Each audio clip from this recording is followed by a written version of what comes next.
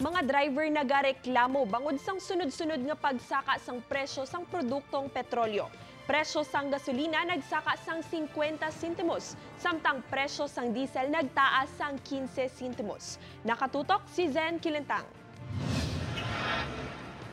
Alas 6 kahapon sang aga, epektibo nagsaka ang presyo sang produktong petrolyo sa mga gasolinahan sa syudad sang Iloilo. Nagdangat 50 sentimos ang saka sa gasolina, samtang 15 sentimos naman ang gintaas sa presyo sang diesel. Sunod sa mga gasoline stations, iniyang ika-6 na nga semana nga nagdugang sang presyo sa produktong petrolyo.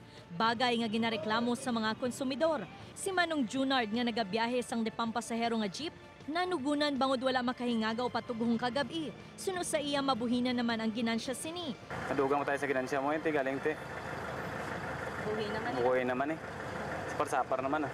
Samtang si Carl, mabatyaga naman ang pagtimbuok sang presyo sang gasolina. Bugat kay gaon mo ko sa motor, ma'am, siyempre masakit ang ginsaka. Ya do ay nagablagan ugo. Do kada mates na lang. Oo, siyempre budget ka naman sa bago. Amo na eh. Pagalimitahan naman ni Manong Jean ang pagbiyahe out of town, agud makakinot. Kung sadto masami sila nga nagabanding sang iya pamilya, subong medyo tipid-tipid na ini, ilabi na nga nagamahal ang mga balaklon. Do kada semana mula na permi ka Saka, do hindi naman katingalahan na. Ti okay lang na sa inyo? Hindi man tani, galing kay ti ano mo, may tamahimo, mga reklamo. Nahibaluan nga mas sobra 2 pesos na ang ginsaka sang gasolina kag diesel sa sulod sang sunod-sunod nga oil price hike. Nagalaom naman ang mga driver nga magnubo ang presyo sang produktong petrolyo sa masunod nga semana.